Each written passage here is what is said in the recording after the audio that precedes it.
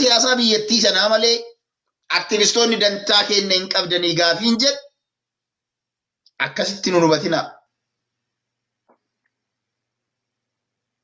Sanii miti dubbiin. Rakkoon Oromoodha. Kumaatama nutti ta'e. Kan qabnee kan gadhiisnu wallaalaa jirra. Halkanii guyyaa assaayimentii haarawatu dhalatee bulaa. Sabni keenya garuu diinaaf assaayimentii kennaa hin jiru. Sabni keenya garuu waan diina kanaaf assaayimentii kennu hojjechuu danda'aa hin jiru. Jaalattanii jibbitanii illee. Kanaaf ijoollee biyya Arabaa jirtan dhugaa qabdan saba keessaniin nu bahaa nu iyyadhaa jedhaa jirtan alagaa hin gaafanne jirtan kanaa wal qabatee maali? Ijoollee biyya Arabaa kana osoo agartan maaf callistan? Maaf callistan? Callisuun maaliif barbaachise? Dhugamatti Rabbiin kanuma isinirraa eega? Dhugamatti aktiivistootumatu dhimmoota akkanaa kanallee aktivistoonni osoo ulaa isaa kan beeknu taate osoo caasaan warra amantii Islaamaa kun eessa jiraa kan jedhamu taate heddullee dalagameera. Xalaan garagaraa barreeffamaa tureera warra advokeesitiin. Garuu dubbiin Saudi Arabiyaa tuni dubbii advokeesiitii olitti dubbii gara amantiitiin osoo hojjetanii salphatuudha jedhee amanaa akka yeroon geesseetti. Maal godhaa jirtaniin gaafii isiniif kenna? What are you guys doing? Resourcii networkii ummata musliimaa ni beektan. Wanti isin wallaaltan hin jiru. Because most of you quraana qofaa miti kan barattan. Saayinsii ammayyaallee barattanii hedduutu jira. Maal gaafii kana? Maal dhimma ijoollee kanaa? Maaliif callistan? Hawaasa Oromoo hiriira baasuu hin dandeettanii? Hawaasa Oromoo yoo dadhabdan ummata musliimaa hiriira baasuu hin dandeettanii? Akka amantii abbootii amantii hunda isaaniititti waaqeffataa ta'e, kiristiyaana ta'e, musliima ta'e waan biraa yoo dadhabdan bakka takkatti gadi baasanii Rabbiin kadhachuu hin dandeettanii? Adunyaan akka isin dhageettu gochuu hin dandeettanii? Moo tokkoon tokko abbootii Islaamaa, abbootii kiristaanaa hunda isaatitti aktivistoonni bilbilanii isin haa yaamanii eegdan? What is the role of leadership? Ga'een hoggansa tokko rakkoo saba tokko waan as deemaa jiru, waan keessa jiru, waan nutti dhufaa jiru hunda isaanii arguudha. Hunda isaaniitiif dubbachuudha. Assaayimentii keessani kun. Abiyyi qofaa miti assaayimentii kan kenninu. Dhaabbilee siyaasaa qofaa miti gaafii kan gaafannu. Ummata biyya jiru kan karaa ittiin dubbatu dhabe qofaa miti kan gaafii dhiyeessinu. Qeerroo qofaan dammaqaadhaa miti. Qeerroon kaleessa bilisummaa fide. Osoo qeerroo wareegama kafaluu baate. Abbootiin amantii kaleessa kanneen akka Jaarraa Abbaa Gadaa, kanneen akka Bakrii Saaphaloo maal godhaa turan? Yeroo mirgi namaa falmamu zamana Oromoo waaqoo guutuufat zamana qabsommaan Oromoo tuni hin jirre dhugaa walitti himna. Warra amantii Islaamummaa kana keessa turetu qabsoon Oromoo qawwee lafaa fuusanii akka diina dhukaasuu hin danda'amu, akka Amaara ajjeesuu hin danda'amu kan agarsiise isaan. Dhugaa walitti himna. Zamana san Amaaruma jedhama, Istimaara jedhama. Istimaarri Nduu jedhamaa ture kan ajjeesee agarsiise dhukaasee xiyyaara kan buuse ummata amantii Islaamummaa qabu kan jaalannee jibbine illee. Har'a ummanni sun eessa? Har'a kutataan akkasii sun eessa jira? Eessa jira? Eessa jira? Waan biraa godhaa jedhaa hin jiru. Dhiisaa siyaasaallee jalaagalaa siyaasaa. Ammoo ijoollee biyya Arabaa kana irraa dubbachuun akkamitti dadhabama? Hawaasa waliin qabanii lallabanii hawaasni Oromoo gadi baha jedhanii dubbachuun maaf dadhabama? Hariiroo qabdan hundaan laalaa hubadhaa.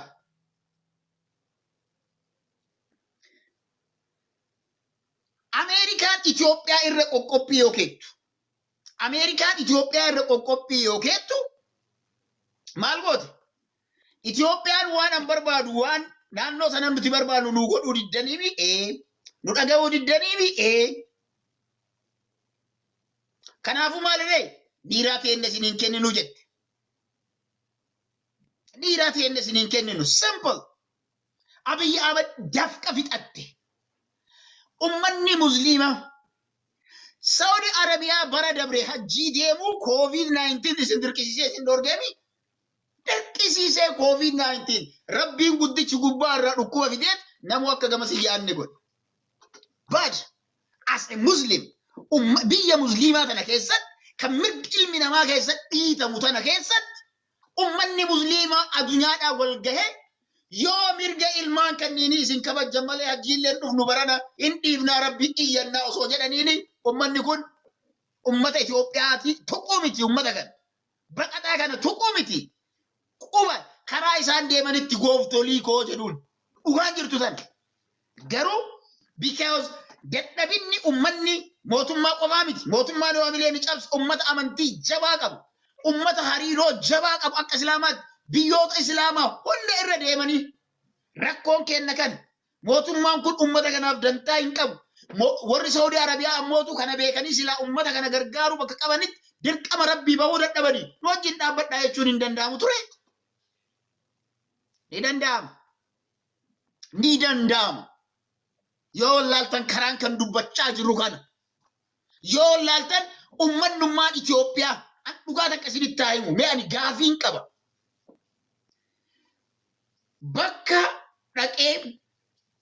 Bakka dhaqee namni an ideoloojii kiyyaan waliin taane namni yoo an namticha sana achitti arge garaan kiyya na balu dhaqee keerii irraa argadha jedhee yaadu. Dhugaa walitti maa this is me yeroon geesseedha kun. Dhubadhaa mana obboleessa kan keetii obboleessa kan kee ka garaa tokkoo baate abbaa tokkorraa dhalatti. Yoo garaa kan kee gidduu dhukkubni wayii jiraate mana isaa dhaqxee foon siiqalanii sangaa siiqalanii dhadhaa si nyaachisanii waan fedha yoo sii godhan gammaddeen galtu. Gammachuun ati achirraa galtuun hin jiru. Mee ani gaafiin ummata musliimaatiif qabu. Hajjiisni deemna jedhu dirqama rabbiit kan jedhu. Ummanni Saudii keessa jiru kun rakkoo hangana gahu lammiilee keenya irratti osoo geessu sammuu kamiin achi dhaqxanii sammuun keenya qulqullaa'ee gallaa jettan ani gaafii tanan barbaada. Deebiin barbaada. Anatu sila naman ta'in akka namaatti yaaduu dadhabe moo sammuu ani amantii Islaamaa rabbi na ajaja dhugaadha. Amantii Islaamaa keessa erga jiraadhe dirqama bakka sana gahuu qabaadha dhugaadha. Garuu yeroo kanatti yeroo mootiin biyya kanaa dubartii tan daa'imman sabiyyii kan sila amantiidhaan illee yoo du'anillee jannata seenan jedhamee kiliirlii beekamu irra miidhaa hanganaa gahu hajjii dhaqxanii sammuu kamiin hajjii dhaqnee gallee jettanii dubbattu. Sammuu kamiin sammummaan achi dhaqamee ani waan rabbiin narraa eegamu osoo argitu osoo dhageettu mootummaan suni qe'ee sana dhaqxee qe'ee sana biraa ijoollee tana rakkoo ijoollee tana osoo agartu akkamitti ani waan dirqamni rabbiin narraa eegamu gahee jedhee galeetiin ani rafadhaa Oromoo. How come? I just wanna know that. Onneen akkasii namni yoo qabaate ilmi namaa qabaannaa gara jabinni sanii ol hin jiru. Dhugaa isinii hima gara jabinni sanii ol hin jiru. Ummanni akka hajjii deemu akka suudii dhaqeetiin waan rabbii irra kaahee dirqama akka hangorsu abbootii amantii. Kanaaf abbootiin amantii isin jedhaaraan. Abbootiin amantii achi deemuu miti bara kana waan kana irratti haa hojjennu jedha uummata keessan barsiisa. Hariiraa irraa warri dhaqan farshoo hin dhuganii ame suudii keessatti. Maqaa farshootiin sabu leencoo baatiitii ol ka farshoodhaan qaama dhiqatu ni jira. Siyaasa Oromoo keessatti warri siyaasa Oromoo hooggansaa tureetiin gurgurate barka shalabboota akkanaati. Hadda imbaasii sana irratti namni taa'ee jiru bar leencoo baatiiti. Hubadhaa warri Minesootaa jirtan leencoo baatiiti. Ilmaan achi keessatti rakkachaa jiran ambaasaadarri ilma keessan ilmaan rakkachaa jirtu ilmaan teessan nuti ammoo cal'isneetuma laalla.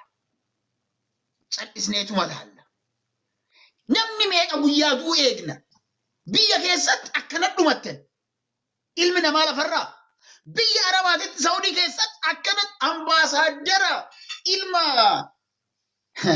Ardee Against nama faallaa uummata Oromoo deemu. Ambaasaaddara godhanii si kennee achi teettanii jaddisten. Yoo dhugumatti nama taatan firallee warri isaaf taatan mee itti bilbilaati maal gootee jedhaa gaafadha. Maal gootee jedhaa gaafadha itti bilbilaa. Kooliin hedduun keessan aktivistoota Oromoo irratti duuluuf ajjeesisuuf maatii dararsiisuudhaaf wanti isin hin goone hin jiru. Hin jiru. Hin beekna. Hanga laayisansii taaksii mootummaan laayisansii isinii kenne maallaqa jeen akka nu taaksii riifandii arganne gochuudhaan wal wanti diinummaan isin hafe hin jira. Har'a immoo as garagaltanii uummata kana keessa teettanii onnee keessan dhooftanii uummanni isii wajjin taa'u uummata akkamii akka qabnu hin beeku. Dubbanna.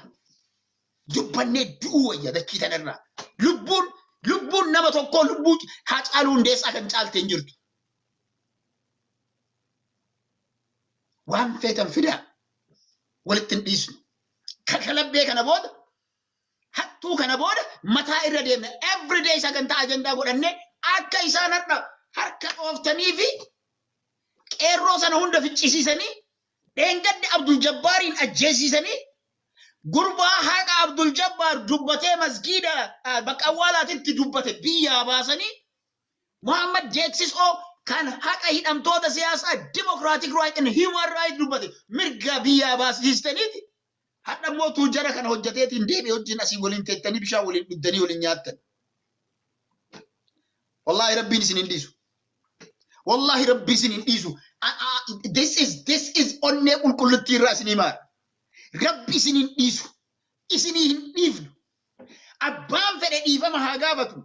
Hamaan diina OPDO jennee diina beeknu san ergamtoota Itoophiyaa shall continue jettee Itoophiyaa shall continue ilmaan Oromoo ajjeesiisaa. Qeetti dhalattetti ilmaan xoqqomaa ajjeesiisaa jiraatte san daran badaan uummata akkana mataa gadi qabatee ayyaan laallattuu taatanii gamanas hin tunnu biyyi tun isiinuu gara deemtu hin beeknu jettanii warra jiraataa jirtan. Warra jiraataa jirtan yoo rabbiin ka sodaattanii waan biyya Arabaa keessatti ilmaan Oromoo ilmaan Itoophiyaa ijoollee keessattuu bal'inaan hedduminaan ijoolleen kun ijoollee amantii musliimaa qaban. Even ijoolleen amantii kiristaanaa qabaatanii biyya Arabaa dhaqan har'a yoo dubbistaniitillee dubbistan wallahi isin jedhu. Alhamdulillah isin jedhu. Afaan kun afaan amantii islaamummaa irraa fudhatan. Ijoollee particularly ijoolleen Oromoodha. Ijoollee kana hodhamaneedhaatti dararamaa. Ijoollee kana hodhamaneedhaatti rakkachaa jira. Eessa jirtarree yoo akka sagalee hin taaneef hanga yoomii hanga dhiyoo kana ani feesbuukii kiyyarraa badee jira. Waan lafarra hojjetaa jirru waan jiruuf miidiyaa irraa iyyaa ooluun waa hiikkaan qabuuf gara kaaniin uummanni keenya biyyatti hadha beelli lafarraa duguugee fixee jira. Lafa Arsii jedhamu kana keessatti hongeen roobni dhabamuun isaa ilma namaa beelaan lafarraa fixaa jira. Dhugaa walitti himnaa. Ummata beelli lafarraa fixaa jiru warri mootummaadhaaf harka dhaheetiin ilmaan namaa hiisee dhufellee mootummaadhaan ummata keenya dhumataa jira jechuu irra as garagalee waldoota xixiqqaa komii afuufan. Komii afuufan kana dhugaa jirtu walitti himna. Ummanni Oromoodhaan ijoollee biyya Arabaa ijoollee Yemen keessatti gubatanii irraa baaniitiin nama meeqatu wal yaadattanii jirtu. Ani carraa kanaan waldeeni Harargee bahaa waldeeni Harargee bahaa fi Harargee dhihaa akka taaskii foorsiititti illee waliin hojjetaa turre wanti isin ijoollee Yemeniitiif gootan kan uummata Oromoo bira dhaabbattan bira darbee carraa kanaan galata isinii galchuun barbaada. Yoo rakkadhu obboleetti takka bilbilee waan akkasiitu jira waan sanquba qabduu jennaan. Yes jedhanii uummata isaanii san bira dhaabbatan. Mee waldaaleen bira hanga waldaa sanaa wanti gootan jira. Oromoon akka Oromootitti dhaabbanne yoo ka jennan taate ijoollee biyya Yemen jiranii fi ijoollee biyya Saudi Arabiyaa keessatti dararamaa jiran. Qabsoo biraa warra nafni, miidiyaalee biraa warra nafni, uummata buqqee biraa warra hin hafne. Gibira haadhaa fi abbaa isaanii irraa baasuu irraa warra hin hafne.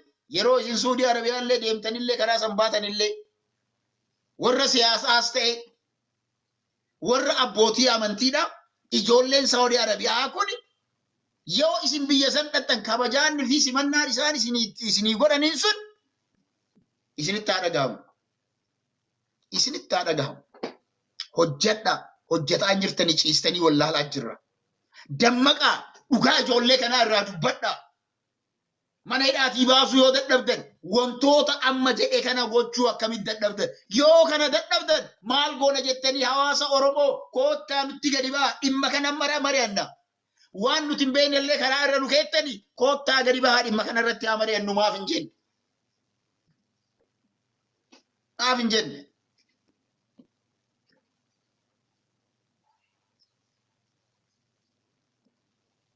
Maal godhaa jirra? Maaltu ta'aa jira? Argaa jirra? Ijoolleen kun maallaqa nun gaafan. Ijoolleen kun deeggarsa diinagdee nun gaafannee beeka. Wanti nuti asii hojjennu diinagdee barbaada, barbaada. Maallaqa barbaada, barbaada. Waan asii goonuuf maallaqa baasuu dandeenya. Karaa tiraabil gochuu dandeenya. Garuu ammoo maallaqni nuti ijoollee Saawudii Arabiyaatiif erginu hin jiru ta'urra Yemanii malee. Mee ati Oromoo taatee ijoollee Yemanii namoonni gargaarte meeqa mee gaafadhaa? Oromoo taatanii namni ani Oromoo jedhu waan biraa dhiisaa nama saba biraa gaafachaa jiru. Ijoollee Yemen keessatti rakkatan Ameerikaa keessa teettee maallaqa guddaa argattu. Galii guddaa qabdu. Yoo hadhallee kiisaa fixattee boruu argattu. Awurooppaa keessa teettee akkasii Awustiraaliyaa teettee mee maal gargaartan? How much do you help them? Oromummaa jaalachuun maalirraayi? Oromoon jaalanna yoo jennu Oromoo maaliin jaalanna? Yoo rakkataa Oromoo biraan dhaabbanne. Carraa kanaan ummanni naannoo Arsii lafa Arsii kana keessattuu naannoo Ziwaay Dugdaa, Ajjee, lafa dhiiraa, lafa gootaa, Shaallaa naannoo kana jiru bal'inaan dhabamiinsa roobaatiin ummanni daa'imman dhumataa jiran. Gargaarsa san walitti qabuudhaaf warri Minisootaa keessa jirtan Septembarii guyyaa 5 Oromiyaa 11 irratti labsiin dabreera. Guyyaa sana Oromoo yoo taate akka Oromootti gadi bahiiti deeggarsa sana bira dhaabbadhaa. Dhugumatti nama yoo kataanu taate jechuudha. Kanaan alatti bilisummaa jaalannaa eessin bileenye. Bilisummaa jibbitaa jibbuu dandeetti. Garuu seenaa lubbuu tantee keessatti waan amantiin kan si gargaaraa kan nyaate qallabaa sooraa kan jedhu taanaan warri biyya Ameerikaa keessa jirtan, warri Kaanaadaa kana keessa jirtan hedduun keessan maallaqa keessanii zootan faranjitu sponsor godhee isin fide. Hedduun galata galchaafi waan faranjiin isinii goote ammoo isinis dabarsaa lammii keessaniif kenna. Lammii keessaniif dabarsaa kenna. Bira dhaabbadhaa. Ummata beelee kanallee bira dhaabbadhaa.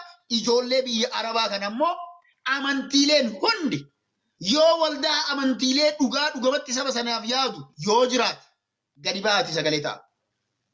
Gadi bahaa sagalee ta'a. Hin cal'isina salphina guddaa keessa jira ummanni keessa. Kufaatii guddaa keessa jira. Akka biyyaatti biyya keessatti ummanni jiru laalubadhaa. Yeroo haawwan keenya mootummaan gadi baasee miila garanaa tataafadhaa eetiin dhugaa walii buudhaa bootaate kofa addaan babbaqaysu kanatti komaandootu haati dhiiraa dargaggeessa 4 5 6 7 8 dhalte kana booda ispoortiin dalaguu isiin dandeettu jira. Abbaan dhiiraa ilmi isaa waraana deemuu bira darbee ilmi isaatu ilmoo dhalee akaakayyuu arge. Ispoortiin inni dalaguu danda'u jira. Warri abbootii amantii barga'ee qabdanii kan. Dubbiin kun bee dubbii siyaasaa qofaa miti. Bar namni kabajaa qaba. Namni qaamni namaa kunillee umrii qaba. Sammuun namaa kunillee akkuma umriin deemuun waan hojjetu qaba. Biyya tamuu keessatti namni umriin isaa amata 30 bira ol kunnaan waraanaaf hin barbaadamu. Umriin isaa waan qaama qonnaan bulaan keenya dur dalagee hin beekne, dubartoonni keenya dalaganii hin beekne, haawwan keenya dalaganii hin beekne, umrii amata 50 60 70 irratti ispoortii eegalaa jedhee Abiyyi Ahmad sababuma aangoo irra turuudhaan inni cinqatu kana kashalabboonni OPDO biltsiginnaa qeeteessan keessatti yeroo isin kana deeggartu isinillee waliin teettaniitiin cidhaa fi cidhallee taaziyaallee waliin teettan. Akka nabbanne. Guyyaan Oromoon bifa sanaa waliin taa'u gadi bahanii dhiifama uummata Oromoo gaafatanii dhugaa jirtu walitti himna dhiifama ummata Oromoo gaafatanii nutu balleessee dhiifama nu godha jedhanii waan balleessan tarreessanii ummata Oromoo yoo dhiifama gaafatan sanuu sana booda akka namaatti osoo hin taane akka hooggansaa bakka ga'an osoo hin taane akka saba tokkootti ilmaan Oromoo waan ta'aniif bakka isin geessinu hin qabnu jenneeti dallaa godhan utubaan godhan nuun jedhu dallaa godhata Oromoon har'a garuu wanti argaa jirru biyya hunda keessatti bakka hunda keessatti wanti argaa jirru namni dhugaatan irraa gadi bahee dubbatu hin jiru namuu sodaadhaaf koofiyyaa amantiis kaa'annee koobii warra ortodoksiis kaa'annee kan pheenxeellee kaa'annee kan waaqeffataas kaa'annee kan hayyuullee kaa'annee Oromoon gootummaa isaa dhabeet har'a hattoota warra dachii ummata tuulamaa walitti himna dachii ummata tuulamaa Finfinnee keessaa guuratanii dhufan ummata tuulamaa wanti jedhuuf Oromiyaan guutuun Oromooti kana jala sararaa beeka garuu qonnaan bulaa tuulamaa achira isaan buqqisanii mana hoteelaatii fi maaliif guurattee dhuftee har'as wajjin teetteetiin nagaan leekchar isin gooti sammuu kamiin ummata kana wajjin teettan isin rabbummaan maal isiniin jedha isinii abbaa biraatii miti Hacaaluu Hundeessaa ummata Oromoo sheekota in uffise guyyaa iidaa hoolaa bitee qabatee dhaqee ummata musliimaa wajjin iida kabate ummata kiristaanaa wajjin akkas godhe baqataa kenna guyyaa iidaa kophaa teettanii hin yaadaminaa jedhee sangaa bitee qaleet ummata kana iida waliin iide jazaan Hacaaluu Hundeessaa isin haa qabdu jala sararaa himaa kana qabadhaa jazaan cubbuun Hacaaluu Hundeessaa Oromoof godhe abbaa biraatii miti isin haa qabdu har'a kashalabbee hattuu kaleessa qabsoo ummata Oromoo keessatti waggaa 40 har'a as baatee abaa'oo jetteetiin abaa'oo shanee jetteetiin abaa'oo shanee hanqina siinutti kaleessa warri diiqaa bahe achi keessa ta'anii kijiba hin taane nutti manii nuuyyuu karaa irraa warri nu dogoggorsiisaa ture kashalabboota har'a bilchiginnaa jala galte isii doktoroota jedhaniin isii kana booda wanti barattu isitti nafnee fixatte jedhaniin waan gootu waan hin qabne bakka kanaa ol PhD bira ga'e kana booda rabbiin bira ho'itu hin dhaqanii waan bira dadhabanii uf gurgurtatti seenan kashalabbootaa fi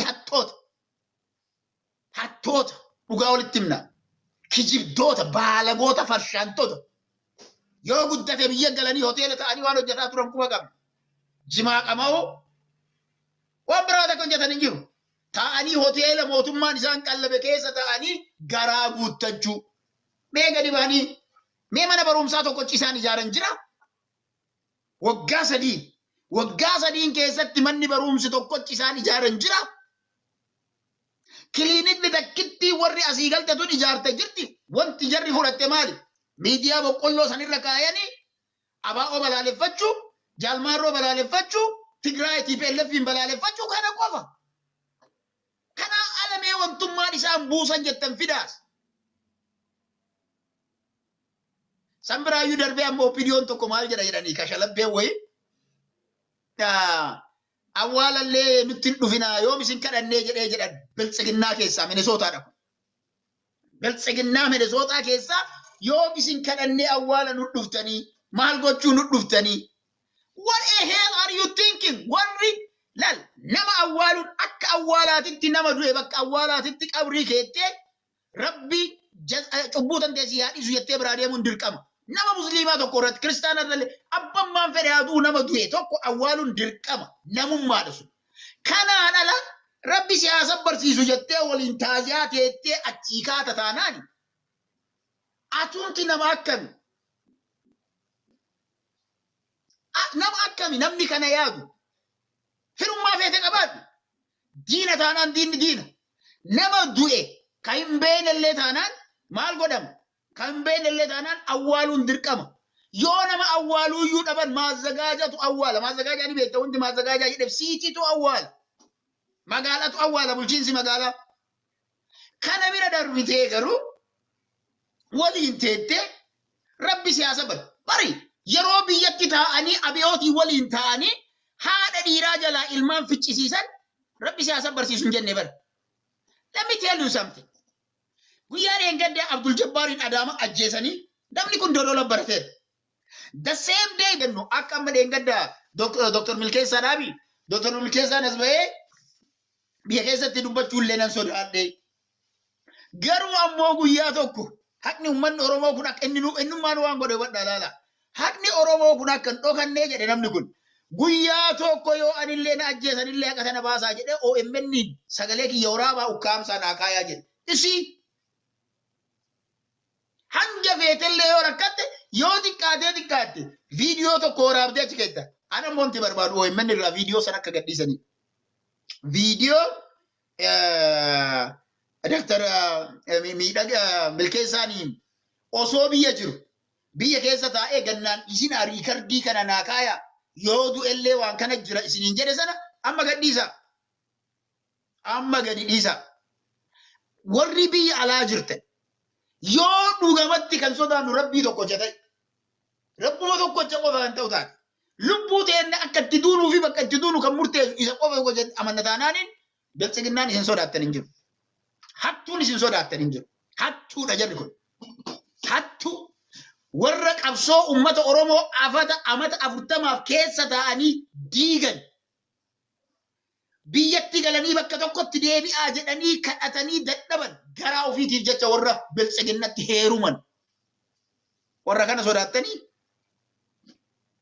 Warra kana sodaattanii? Maali wanti sodaattan? Let me tell you this. Dhugaa jirtu Oromoodhaaf dubbannee yoo duune duuna.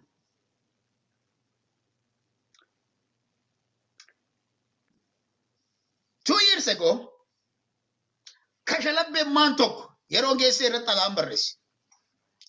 Kashalabbe kana ammoo qaamni beeku ni jira.